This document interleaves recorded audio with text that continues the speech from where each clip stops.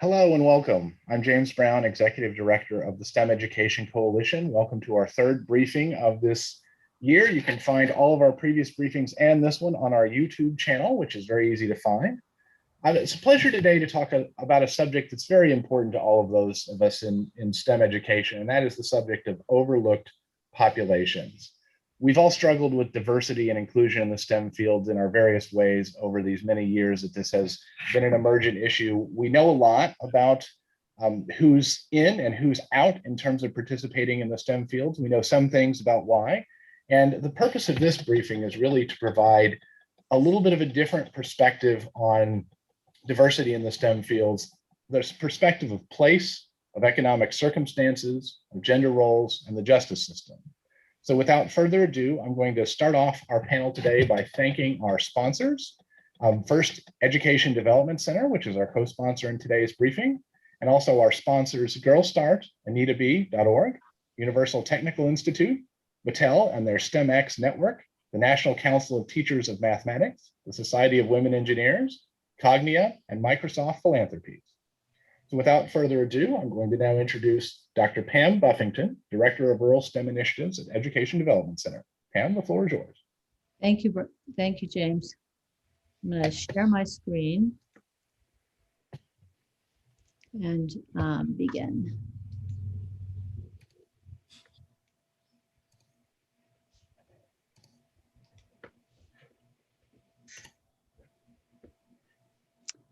So EDC is Education Development Center, and we are co-sponsoring today's briefing. We are a global nonprofit that advances lasting solutions to improve education, promote health, and expand economic opportunity. Since 1958, we've been a leader in designing, implementing, and researching powerful and innovative STEM programs and professional learning.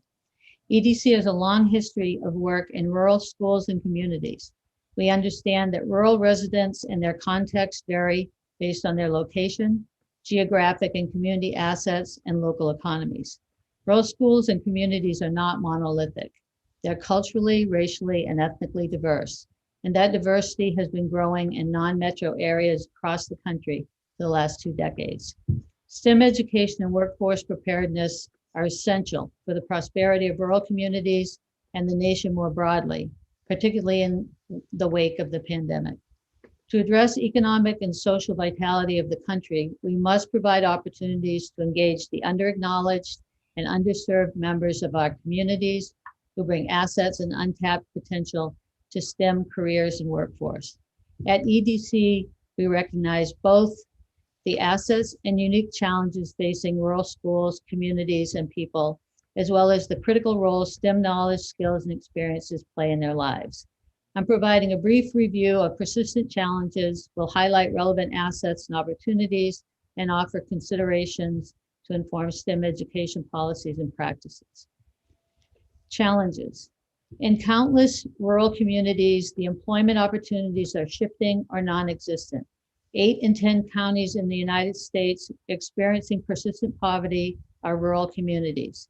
Historic employment is disappearing or changing with shifts in fishing, farming, forestry, and energy production that result in closing mills, reduced traditional fisheries, fewer family farms, etc., which also heighten the need and demand for qualified STEM individuals to rebuild the economy and a sense of place. Overall, rural schools do not receive adequate funding to support rich and rigorous STEM education, in part due to how funding is determined. Funding is often based on population and community poverty rates, and child poverty rates can be double the community poverty levels. Current levels of income inequality exacerbate underfunding. Rural schools also face barriers in recruiting and retaining STEM educators and leaders, which contributes to a severe gap in access to STEM education, further contributing to the disparity in STEM preparedness. And the lack of affordable access to broadband infrastructure, a reality that became much more visible during the pandemic, severely restrict STEM education and career opportunities. Assets. Racially and ethnically diverse and low-wage earners in rural places have deep knowledge of STEM in practice, yet are underrepresented in professional STEM careers. While traditional jobs in agriculture and industry are changing, the STEM knowledge and practices gained in those contexts serve as a strong foundation for upskilling and collaborative place-based learning. We need to change the perception of the types of careers and people who are in the STEM workforce. Many rural workers are keenly aware of and connected to the places in which they live and work. For example, ski lift operators are acutely aware of the weather and changes over time.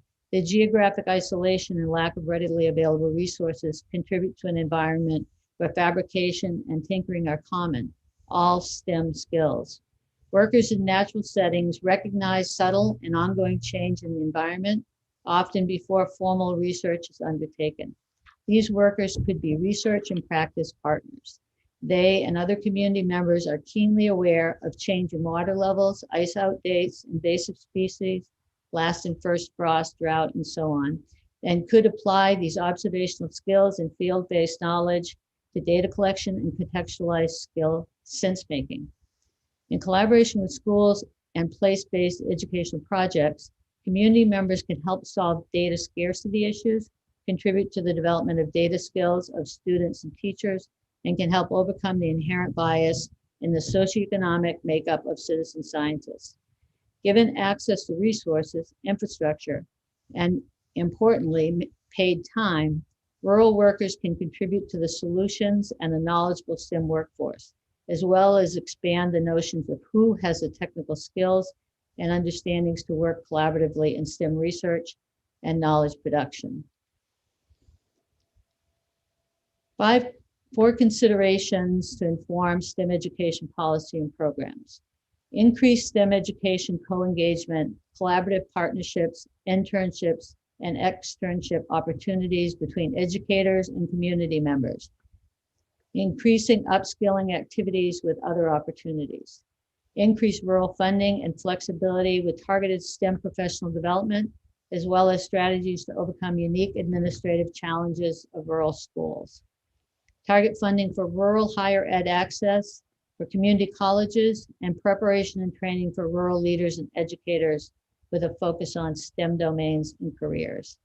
Fund increased state-of-the-art technological tools, resources, connectivity, and professional learning for high-quality use.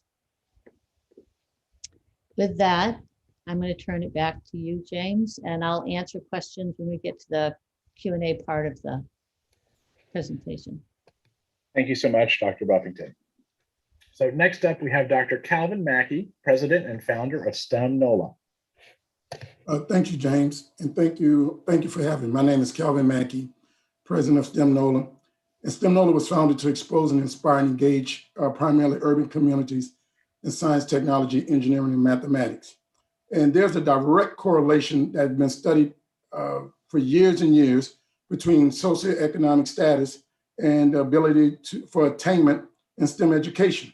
So this persistent challenge that we have been seeing over the years was absolutely highlighted during COVID, when a lot of the things that we have been talking about laid bare for the country to see. So in 2010, the President's Council of Advisors on Science and Technology, PCAT, talked about the need to engage low-income, low-resource, primarily Black and Brown communities in STEM. And we know, thank you, Dr. Buffington, and what she said, the things that are happening in the rural area, I won't repeat because they're primarily the same thing that need to happen in the urban areas. We have a detachment from STEM with the community.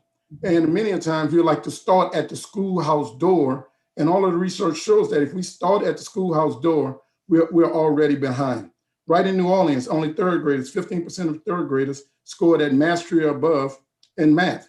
If you're already behind in the second and third grade, and we know STEM is like stepping stones and you build upon the steps from one place to the next, over time, you're going to find that you are behind. It's going to be even more difficult to take those foundational courses that you need to persist and to achieve in high school STEM courses that will be the springboard for you to go to community colleges and four-year colleges and pursue those science, technology, and engineering degrees that we know are going to be the backbone of our economy in the future. So at STEM NOLA, we take a two-pronged approach. All of the research show that if you're in a low-income, low-resource community, it's more than likely you're going to go to an underfunded school. And if you're at an underfunded school, more than likely upward of 40 to 50% of your teachers that's teaching math and science are going to receive less than 35 hours of professional development in a year period. So the fact that you're already low income, low resource, and disadvantaged, you're once again disadvantaged once you are in school. So PCAT recommends a couple of things that we should be doing that we are doing in STEM NOLA. We have a two-pronged approach. Of course, we have to strengthen the pipeline of professional development and make sure that the teachers that we are training in pre-service teacher programs have the background and the training that they need to go into these challenging situations and meet the kids where they are. As a community, we have to make sure that we are meeting kids where they are, and that's where our expertise have come in. Because in a community, the fact that the community is low income, low resource, there's about 4 things that all of the kids have to deal with. Primarily, there's geographic barriers, right? Usually in major urban areas, if you're low income, low resource, the STEM assets are not where you are. They may be on one side of town, you're the other side of town. The next barrier is financial.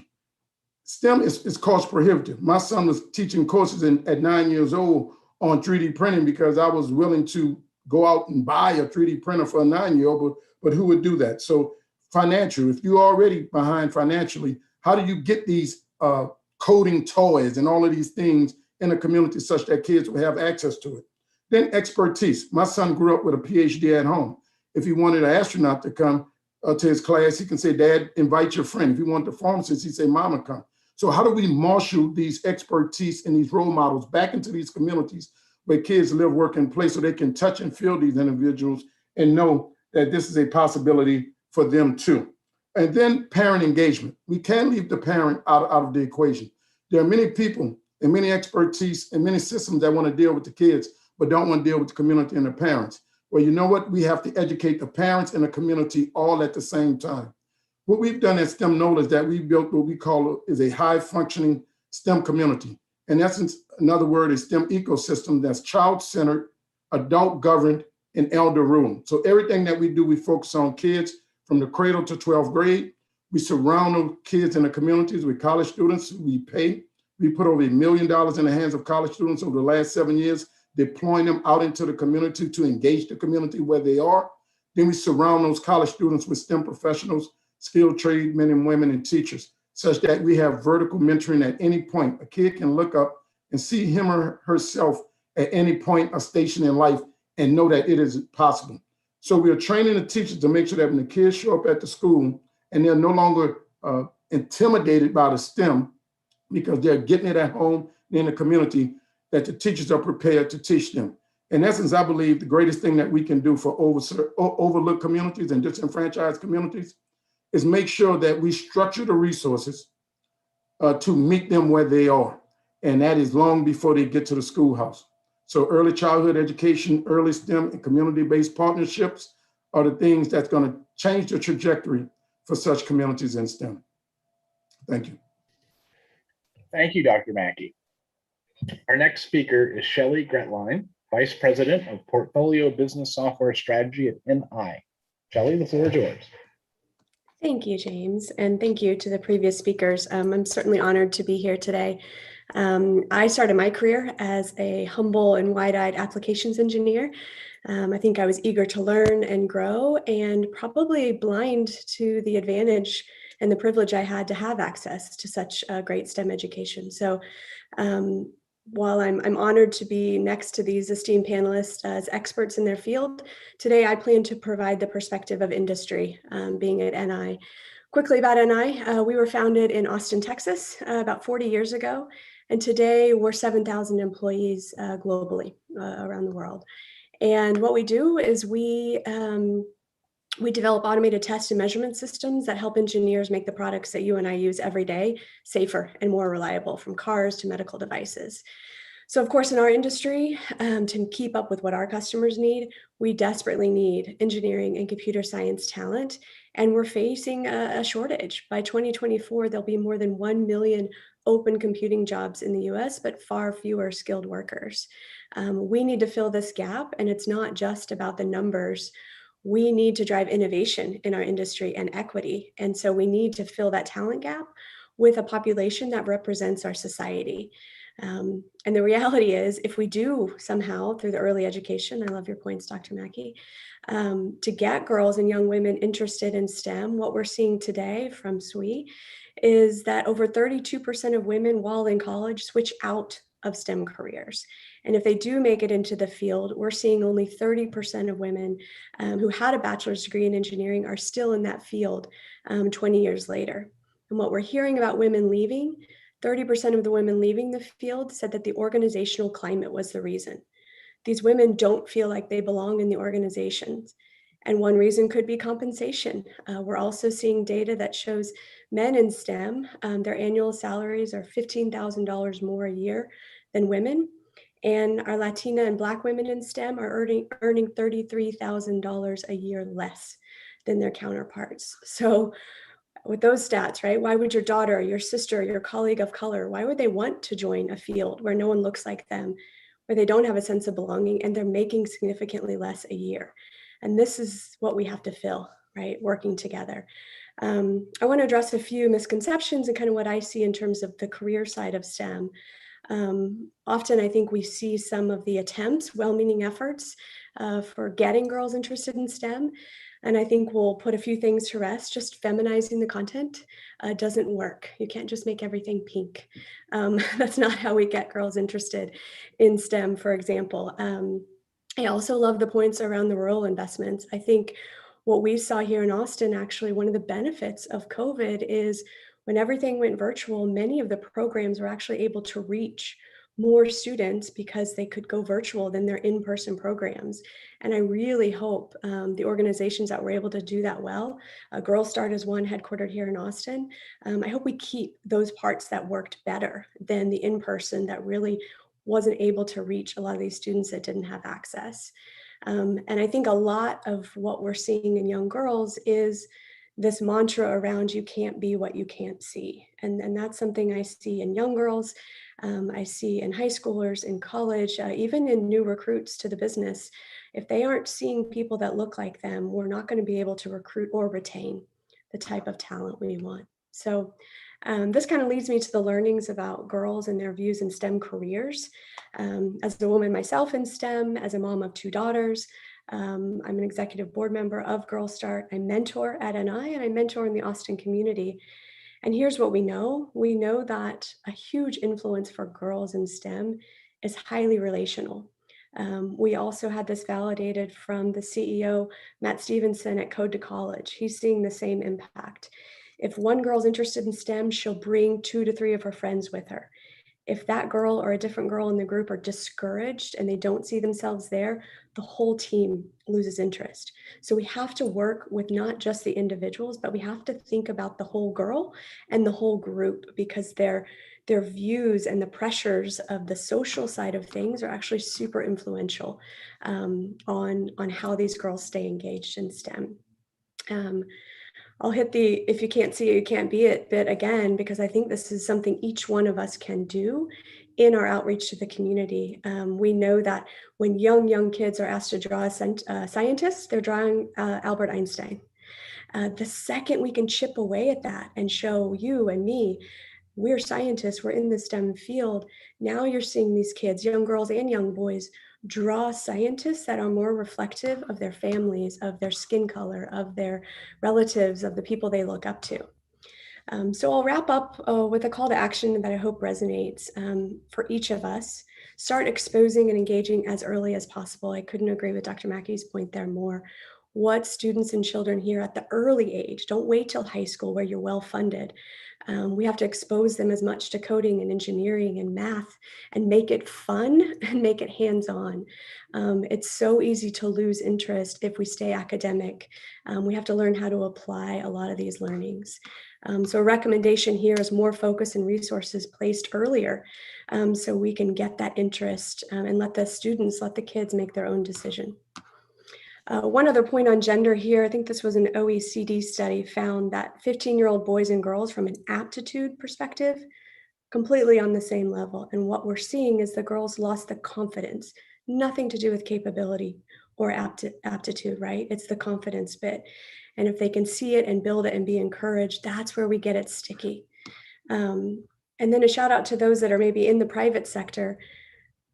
This stuff matters to your shareholders. Speaking from a public company perspective, your valuation as a business now or in the future may be wholly dependent on the impact you are making, not just your revenue, not just your bottom line. We're seeing more and more our investors pushing us and caring about their portfolio to see, are they making a positive contribution to society? This isn't a check the box kind of exercise. This can truly impact your stock and the valuation of your company. So in short, I believe diversity in STEM matters for business. It matters for growth. Companies with diverse management team have 19% higher innovation revenues. McKinsey's showing that companies with gender diversity at the executive level are 25% more likely to have above average profitability. The greater the representation, literally, guys, the higher the likelihood of outperformance. The numbers are very clear. So something has to change. Literally, the percentage of engineering and computer science degrees hasn't changed in 2 decades. So I hope all of you listening want to make a change. There's been a lot of talk and not a lot of action. And on that point, I guess I'll take accountability for our own company. We're committed to walking the walk at NI. We recently publicly declared some pretty ambitious goals, some moonshot goals to make an impact by 2030 across STEM, DEI, and environmental. So I encourage you to check it out and please challenge us and engage with us. And I appreciate the time, James. Thank you, Shelley. Our next speaker is Dr. Roberta Rincon, who is Associate Director of Research for the Society of Women Engineers. Roberta, the floor is yours. Thank you, James, and thank you for inviting me to participate in today's panel session. My name is Roberta Rincon. I'm the Associate Director of Research for the Society of Women Engineers. And in this role, I oversee the research activities for the organization, including working with external researchers on studies involving our members, as well as our own research to increase our understanding of the challenges and successes of girls and women in STEM broadly, and in engineering and technology specifically. For those unfamiliar with the Society of Women Engineers, or SWE, as we're known, we are a professional engineering society with over 41,000 members worldwide. About half of those members are college students and the other half are professionals, but we also have a growing SWE Next membership, which is aimed at our K-12 students. Our mission is to empower women to achieve their full potential in careers as engineers and leaders, expand the image of the engineering and technology professions as a positive force in improving the quality of life, and demonstrate the value of diversity and inclusion. SWE's been around for over 70 years. In 1950, when our organization was founded, women made up less than 1% of working engineers. We've seen some improvements to women's representation over the last few decades in STEM, but the data show that much of the increase in gender parity in STEM has been seen in disciplines like chemistry and biology, and within engineering and specializations like biomedical engineering and environmental engineering. If we look across all engineers, women still only represent 13% of the engineering workforce. In mechanical engineering, for example, women represent only 8% of the workforce. Electrical engineering and aerospace engineering aren't much higher. So it's important for us to dive down into the data to find where we are seeing more diversity and where we still have work to do. Identifying those differences will help us narrow our focus and ensure that we're addressing inequities that exist across all STEM disciplines. But it's also important for us to take a closer look at the demographics. I mentioned that we've seen some increases in gender parity in engineering and STEM broadly, but when we dive into the data, we see that much of that increase is actually among white women. In the United States, about 1/3 of women are Black or Hispanic, but only about 18% of engineering bachelor's degrees earned by women are awarded to Black or Hispanic women. One question that was posed to me before this panel session was how the role of professional societies has evolved to address the needs of women in STEM. And this is one area where I believe we're seeing much more attention among professional STEM societies than we had in the past. At SWE, for example, we're more aware of the intersection of identities, race, ethnicity, and sexual orientation, for example, than before, and more purposeful in our response to the inequities that we see, having recently incorporated diversity and inclusion into our mission and our strategic plan. One other area that I want to mention is that as important as our STEM outreach activities are to increase exposure to and interest in engineering and other STEM disciplines for those underrepresented in STEM, we also have to pay attention to retaining this diverse talent in the STEM workforce. Research shows that only about 30%, as Shelley had said, of women who earn bachelor's degrees in engineering are still working in engineering 20 years later. And some of those women do leave the workforce and take a career break, sometimes to raise a family. And programs like SWE's STEM Reentry Task Force are aimed at providing a way for women to resume their STEM careers after a break. Some programs offer returnships or professional internships, while others are direct hire programs. But the STEM Reentry Task Force has seen over 600 returning technical professionals participate with an 86% hire rate. The success of this program has provided some of the momentum for the STEM Restart Act. This bipartisan legislation was reintroduced last month by Senators Rosen, Hyde-Smith, and Kelly, and would provide funding to STEM businesses to offer returnships for mid-career workers. Now, returnships is one way that STEM education can help us to increase retention in STEM, but I also want to mention the need to address systemic inequities that are preventing women from advancing in their careers in the public and private sector and in academia.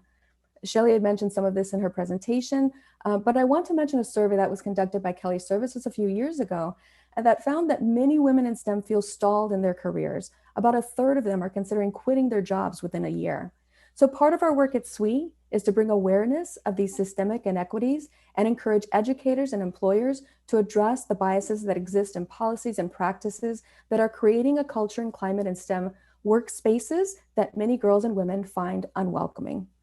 You've probably read about some of these issues affecting women in the tech sector, so I'm not going to get into a lot of detail here, but I invite you to visit our SWE Research website to find out more about our work in this area. I'll leave that website in the chat, and I'll turn it back over to James to introduce the next panelist. Thank you. Thank you, Dr. Rincon. Appreciate that. So our final speaker today is Dr. Eden Battershere, who's Principal Research Scientist, and NSF includes STEM Ops Principal Investigator at Education Development Center. She's also the original idea for this briefing. So Eden, the floor is yours. Thank you very much, James. And I want to thank all my co-panelists and colleagues for their insightful remarks. I think together, you've discussed some just really critical STEM education and workforce development needs that have yet to be met for all our underserved and underrepresented populations, including those who we aren't talking about today. So I want to make sure we continue to remember there are many populations beyond what we are covering today. So my purpose is to discuss the need for STEM education for incarcerated populations. We also known as directly impacted people. And these directly impacted individuals are overwhelmingly from the underrepresented populations that you've already been hearing about previously in this webinar. And so as I'm talking, I was madly writing down all these connections, but I think Shelley, you were talking about the relational needs. We were talking about the computing gaps, STEM ecosystems. You can't be what you can't see. All of these are going to apply in prison context and apply to these individuals before they ever got to prison. So in case you don't know, and I'm sure many of you do, the United States does lead the entire world in incarceration rates. But additionally, to personalize that, 1 in 2, that's 1 in 2 adults in this country have a family member who's been incarcerated, and 1 in 8 children have a parent who is justice involved. So this notion of incarceration is not something that really just hits a very small percentage of the population. It is a national critical need. And so I am going to share my screen for a moment.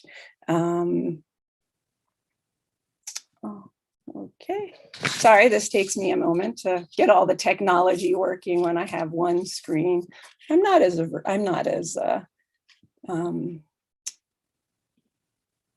facile with this as I probably should be. So, see, there you go. So if, in addition to that, in addition to how personal it is, I want to emphasize the connections to what my colleagues have been talking about. It should come as no surprise, right? That incarcerated populations have ethnic minorities and racial minorities who are overrepresented. And if you combine this overrepresentation, especially considering the smaller portion of the population, we really have 12.5 times the incarceration rate of all racial and ethnic minorities than we do for white people. And for the same offense, we have significantly higher incarceration rates. This is a direct result of our cradle to prison pipeline, which for generations has sought to diminish rather than educate Black and brown children who are disproportionately from low income areas. We've had 2 of my co-panelists already speak about women. What I don't think many people know is that women who are not overrepresented in the classical sense are the fastest growing incarcerated population in the country. And most of these women are parents.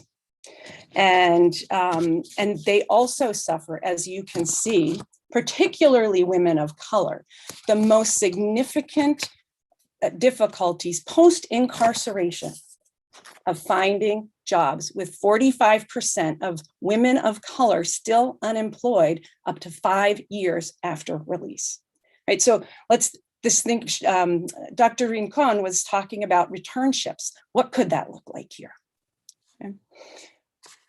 And so with that, I will stop sharing and return to my other more exciting, my face. You know, I don't like sharing my screen because it feels less personal, but then there's also information that you want to get. So thanks for bearing with me with this.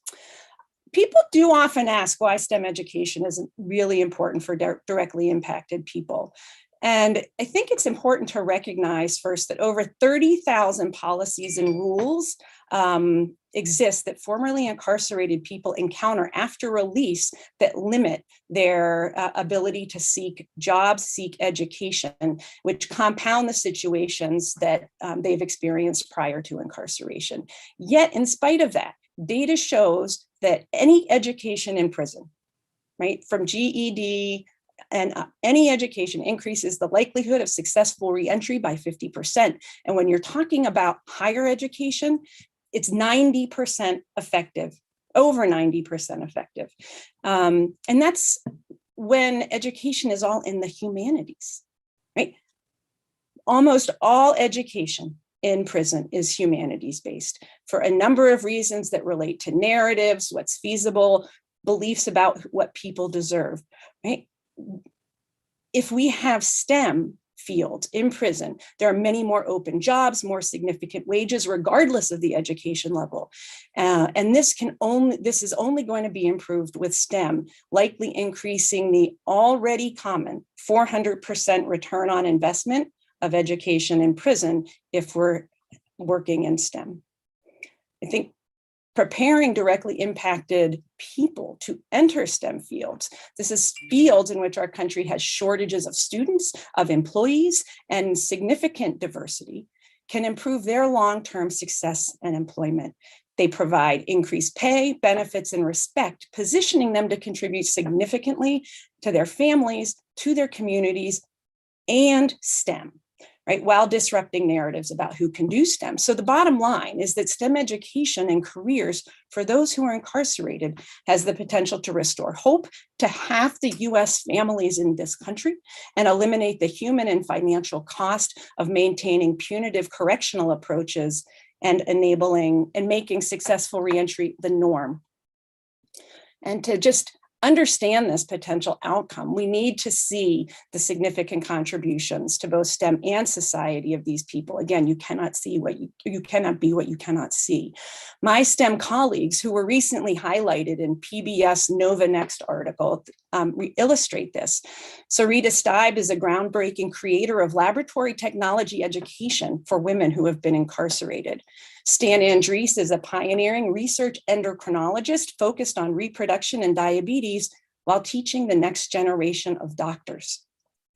Noel Vest is an experimental psychologist. He's been doing leading edge work in substance abuse and understanding the impacts of COVID inside prison. Each of these individuals contributes to their field directly, but also advocates tirelessly to support the education and reentry of those who are incarcerated.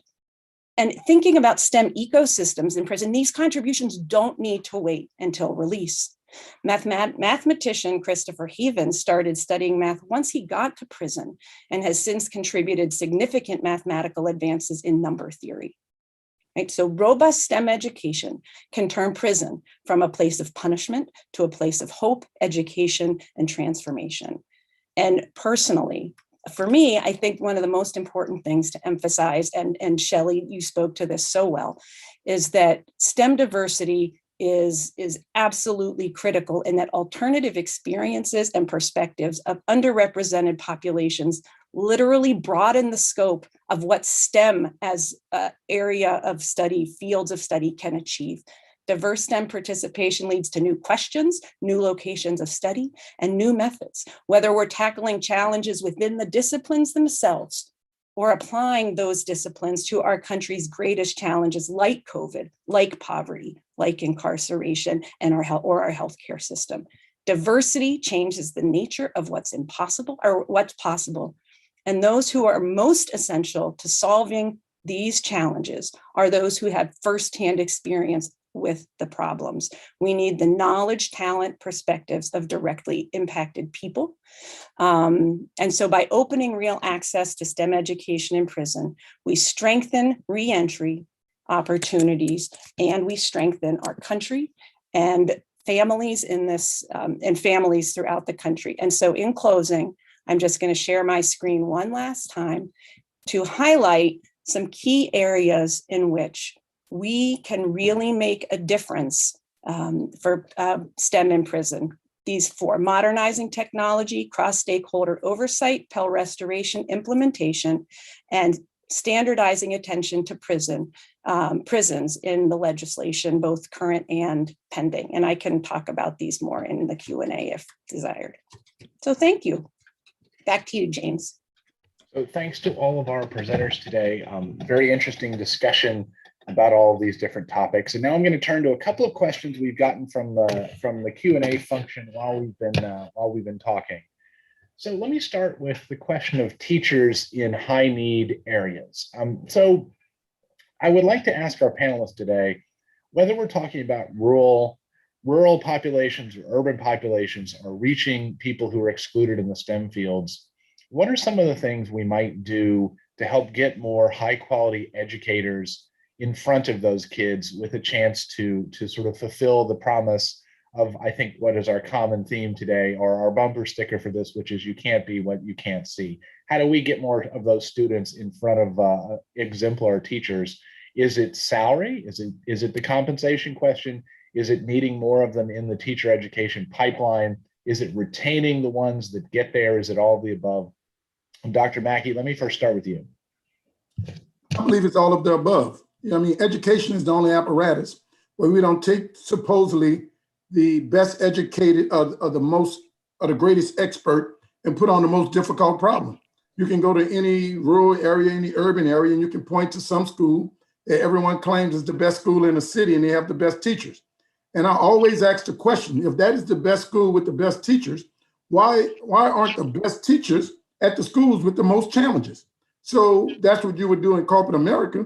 I mean, we wonder if it's money, why can't we incentivize people to go into these challenged areas and do what needs to be done, almost like hazard pay? We'll do that in any other industry, but in education, we seem to believe somehow that the problem is going to solve itself. a lot of times it's not my kid, so it's not my problem type response. But if we look at it from a solution standpoint, and I'm an engineer, and I just want everybody to know, I have 4 STEM degrees. I got a BS in math, a BS, MS, and PhD in mechanical engineering. And I say that because I started college in remedial reading, developmental mathematics, and I went to those type schools. And it wasn't until I got to college where people spoke hope into me and gave me the pathway that I was able to overcome those challenges and persist. So we need to marshal the resources to the places that need them the most. So Pam, can I turn to you, because I know you've probably got the shortest time here. Any comments on this question, especially as it relates to rural?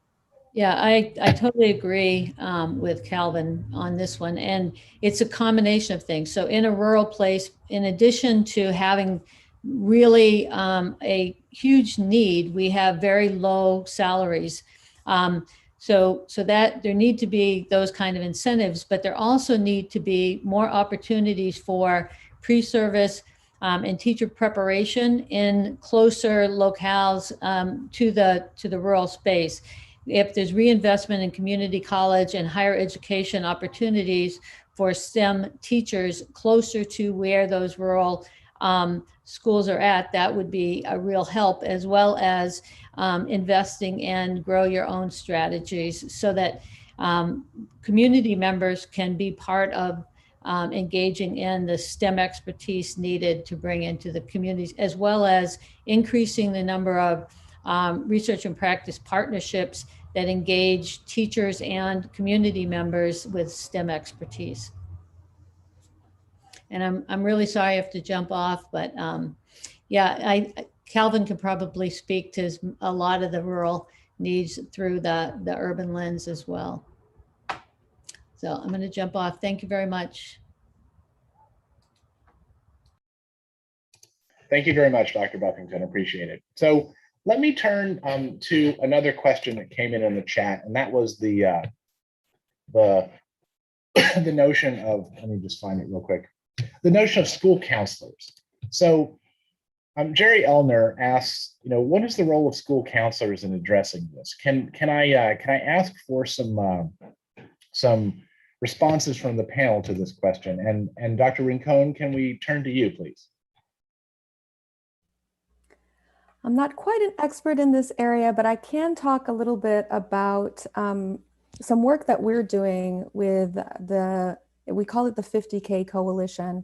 It's a coalition of partnering organizations and companies coming together to try and increase the number of diverse engineering graduates to 50,000 per year by 2025. And we recently met to talk about community college linkages and the issue of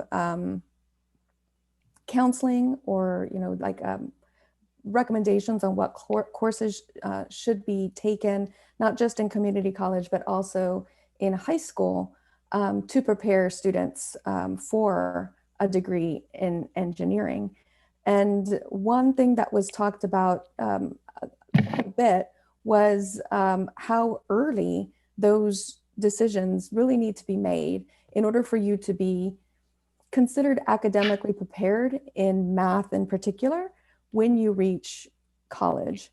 A number of students, as Dr. Mackey had mentioned, are graduating high school and are not quite at the level of mathematics that would be required at, say, to begin a 4-year bachelor's degree in engineering or STEM broadly.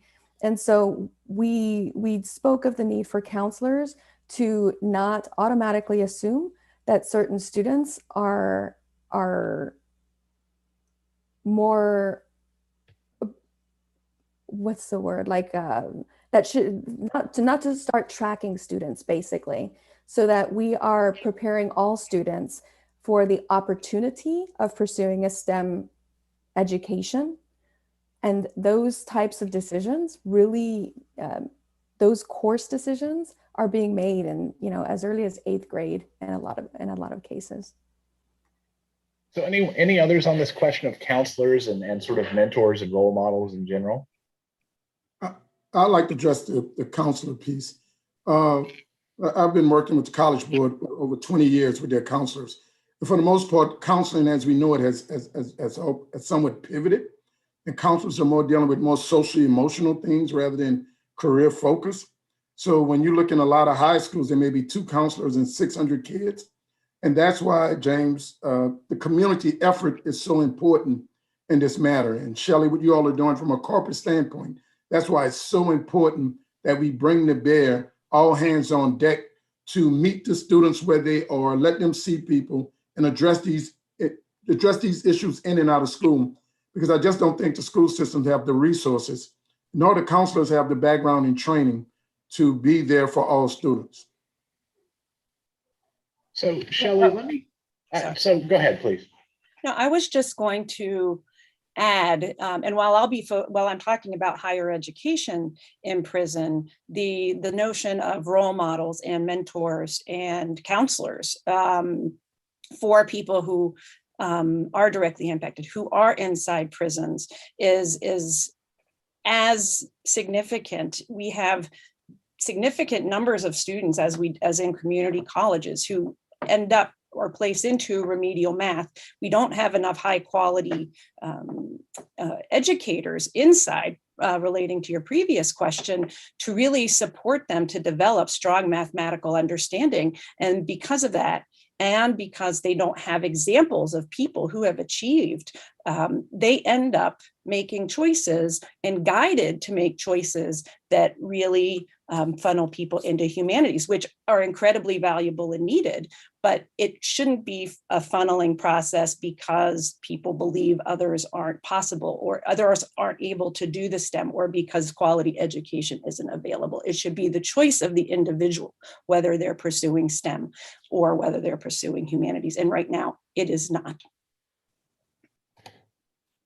So Shelley, let me turn to you for a moment and ask, in your role as a corporate citizen, what is one thing schools could do to take more advantage of some of the resources and the talent and the opportunities that exist in the corporate world that would increase diversity? And I say that in a context of, what would you say to a superintendent or a state education leader would be something that they might think about doing now that they have this very, I'm told there's a little bit more money flowing into schools these days from the federal government. So if they couldn't say, I can't afford that, what might you ask them to do?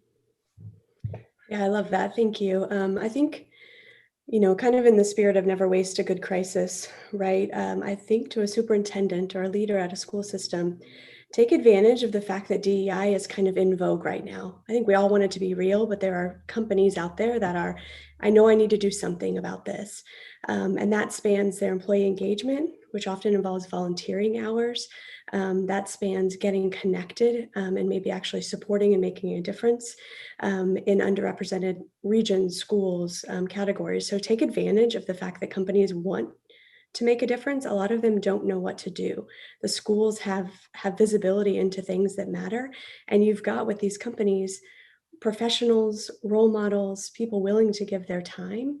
And the other bit I think that is kind of connected to the funding is what we've seen, and this is, I think, hard, and I'm glad that there's so many smart people in education looking at it, but for STEM, it has to be tangible, and then that costs money, right? We have to have supplies. I love Dr. Mackey's point on the 3D printer. If these kids can touch and feel engineering and see the difference, they will stick, it will matter. And so again, companies have tech, companies have old products. They get tax write-offs for these things. Like, connect and get really creative about how to get technology into the classroom, because it matters. And we see it at young ages. I'm talking 4th grade, 2nd grade. Let them build a robot and see what it does. And we're going to see these numbers move.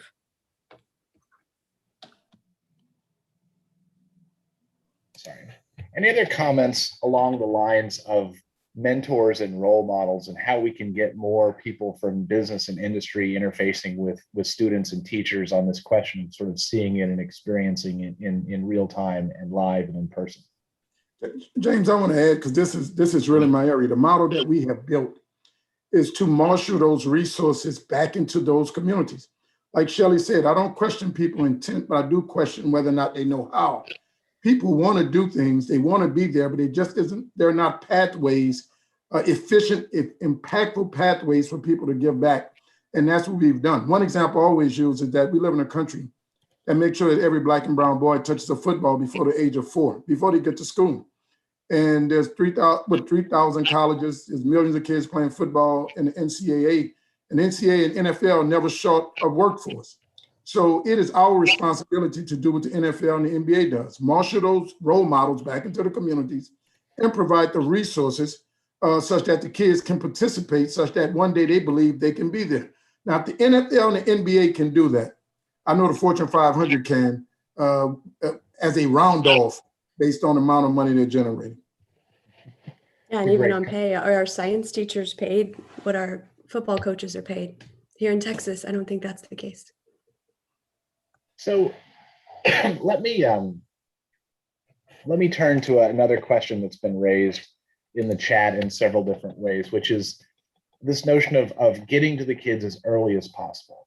What's your observation on where the education system, meaning the K-12 system, is in recognizing the importance of early childhood exposure to STEM? I think a lot of the sort of traditional approach to STEM education, as this issue originated 20 or 30 years ago, was college scholarships, right? We're going to give more college scholarships, that's going to get more people into college. And we've sort of slowly come to realize that it needs to take place a lot earlier than when those decisions are making.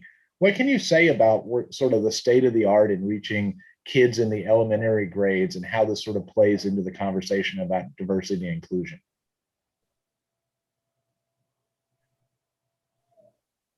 Roberta, you want to take this one? Sure.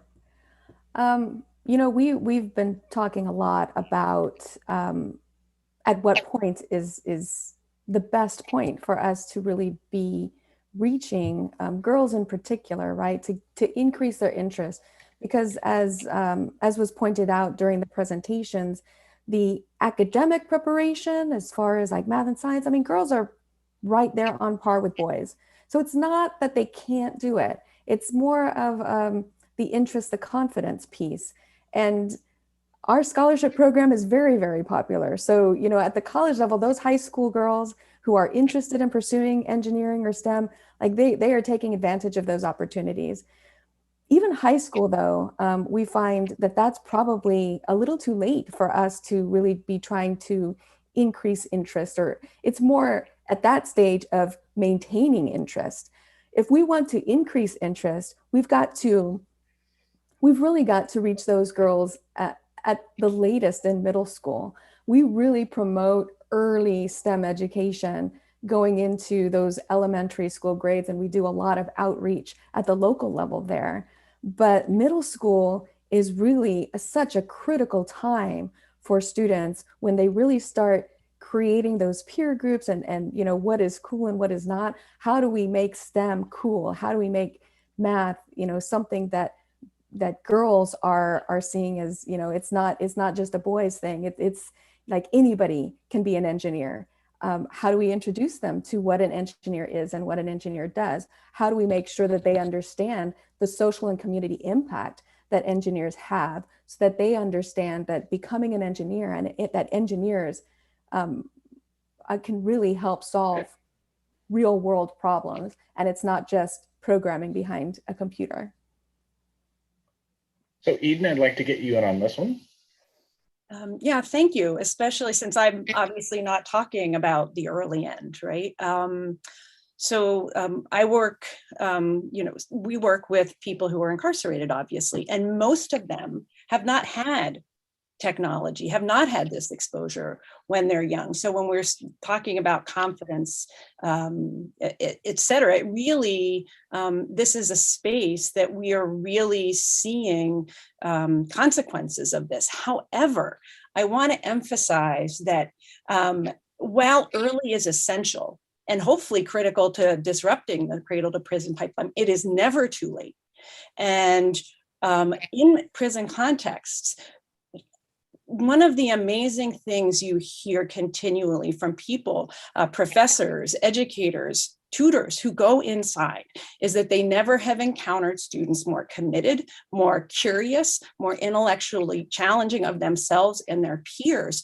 And they obviously have significant time and opportunity. So getting their hands on things is essential early, but it's never too late. And we haven't lost anybody unless we decide that we are not going to introduce them or provide that to them at a later age. So I just want to add that in.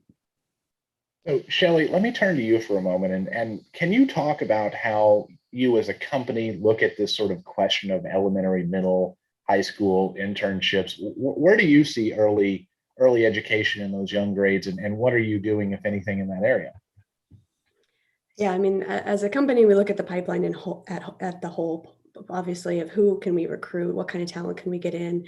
We're making some pretty dramatic shifts there that I think are exciting. Again, COVID accelerated, I think, some really important points, such as a remote work where we don't have to recruit from where we have offices anymore. And I think that's going to open up our diversity pipeline.